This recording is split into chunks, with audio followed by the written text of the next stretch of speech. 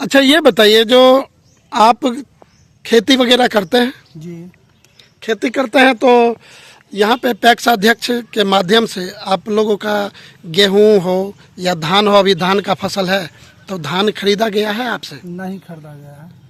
अभी नहीं खरीदा गया है, या पहले जो पैक्स अध्यक्ष थे वो खरीदते थे या नहीं खरीदते थे? आपका हर साल धान उपजाते होंगे, गेहूं उपजाते होंगे, तो पैक्स अध्यक्ष जो है खरीदते हैं क्या? नहीं, पैक्स अध्यक्ष नहीं खरीदते हैं। तो आप लोग फिर किस तरह से बेचते हैं हम धान लोग गेहूं? कोई भी व्यापारी आता है उससे बेचते हैं कम रेट में। क्या जो सरकार का जो रेट खुलता है उस रेट में आप लोगों को लिया जाता है? नहीं बिकता है। अभी 1600 का धान ले रहा है। अभी धान का सरकारी रेट आपको पता है कितना हम कीमत है? लोग को नहीं पता है। 2300 रुपया है पेपर में।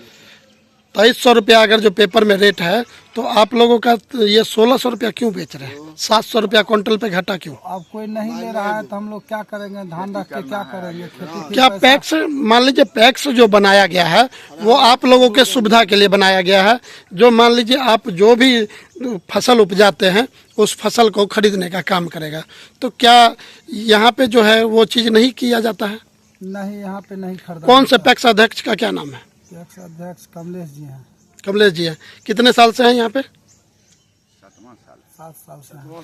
7 साल है, तो 7 साल से यहाँ पे पैक्स हैं, तो अगर जो फसल नहीं खरीदा जाता है तो हर साल आप लोग जो है प्राइवेट दुकानों पे बेचते होंगे औने पौने दाम पे? हाँ, हम लोग कम दाम में बेच लेते हैं क्योंकि हम लोग को फिर आगे खेती करना होता है और पैसा का कमी रहता है, तो वही बेच के फिर पैसा व्यवस्था होता है। तो आप देख सकते हैं यहाँ पे जो है किसान है, और किसान जो है मजबूर हो जाता है, इसलिए जो हर साल फसल में लाखों रुपया जो है लगता है, तो वो फसल बेच के ही फिर से अगला फसल लगाते हैं।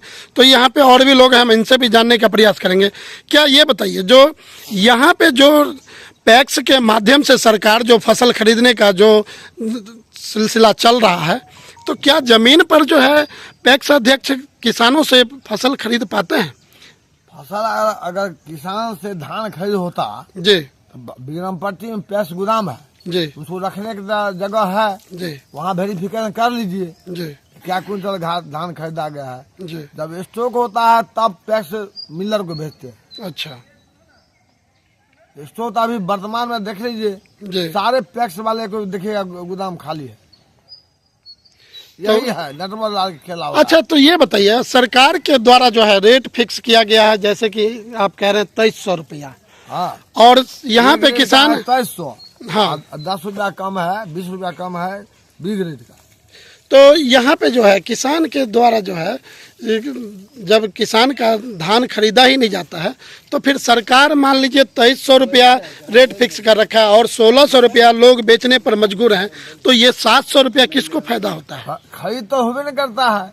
खरीद होगा तब न किसान को पैसा, जबकि कृषि मंत्री कहते हैं धान आज देंगे, 8वां दिन आप खाता में पैसा आएगा। कई जगह पे तो गुमराह किया जाता है किसानों को, जो अगर जो आप धान बेचते हैं तो 6 महीना बाद पैसा आएगा, 3 महीना बाद पैसा आएगा, बात नहीं, तो एक सप्ताह में, क्योंकि लोन इनको मिलता है जी उसके खाते में से डाइवर्ट करना है अच्छा, बस। 1 सप्ताह के अंदर में पेमेंट आ जाना है। उसके बावजूद भी जो है किसान धान नहीं किसानों से धान नहीं खरीदा जाता पैक्स अध्यक्ष के द्वारा। तो फिर ये लोग जो जितना जिसका टारगेट होता है, तो ये लोग फिर पूरा कैसे करते हैं? बारिश लिए कागजे पर टारगेट पूरा होता है, कागज पर ही टारगेट पूरा करते हैं। आप भी किसान हैं? जी, कितना कुंटल धान उपजाते हैं? धान उपजाते हैं कम से कम 50 कुंटल तो जरूर उपजा लेते हैं। तो 50 कुंटल जो धान उपजाते हैं, तो आप लोग पैक्स में देते होंगे? जी नहीं, क्यों नहीं देते हैं? टैक्स वाला लेगा तब न देंगे। हमको अभी खाद खरीदना है, बीज खरीदना है, 1600 के भाव में बेच रहे हैं प्राइवेट व्यापारी के यहाँ, बेच रहे हैं। हमको अभी जरूरत है, तो जरूरत हमारा अब दिसंबर में लेंगे कि जनवरी में पैक्स वाले लेंगे, तब तक हम उसको रख कर क्या करेंगे? हमको फिर पूंजी कौन देगा? पूंजी के लिए हम लोगों को बेचना है, पूंजी रहेगा फिर तो हम रबी का फसल करेंगे। या पूंजी के अभाव में तो कुछ नहीं होगा। तो आप लोगों से कोई भी फसल नहीं लिया जाता पैक्स के माध्यम से? कोई फसल नहीं। जैसे गेहूं हो गया, खाद हो गया, सॉरी गेहूं हो गया, धान हो गया, ये 2 मुख्य फसल है, तो ये सब चीज नहीं खरीदा जाता है। नहीं। तो फिर ये लोग जो है चावल कैसे पूरा कर पाते होंगे? एफसीआई गोडाउन के इनके द्वारा ही चावल लिया जाता है ना? चावल ये कैसे पूरा करते हैं, ये तो सिस्टम जाने की कहाँ से पूरा करता है। सारा सिस्टम तो नीचे से ऊपर तक फेलियरे है। सारा सिस्टम का घालमेल है। उस घालमेल में कहाँ से लाते हैं, नहीं लाते हैं। यहाँ पर तो न कोई राइस मिल चल रहा है, न पैक्स में धान खरीद होता है, न गेहूँ खरीद होता है। यहाँ पे तो बहुत सारा अपने कानपुर प्रखंड में बहुत सारे राइस मिल हैं, तो क्या उसमें चावल वगैरह नहीं तैयार होता है क्या? नहीं, हम लोग तो अगल बगल से गुजरते हैं दिन रात, कभी मशीन चलते हुए नहीं सुनते हैं आवाज। तो फिर चावल कहाँ से आ जाता है एफसीआई गोडाउन को देने के लिए? आप मीडिया हैं, चौथा स्तंभ है, आप पता कीजिए जो कहाँ से आ रहा है। आपको तो सच्चाई तुरंत पता चल जाएगा, हम लोगों को तो ढपट के भगा दिया जाएगा।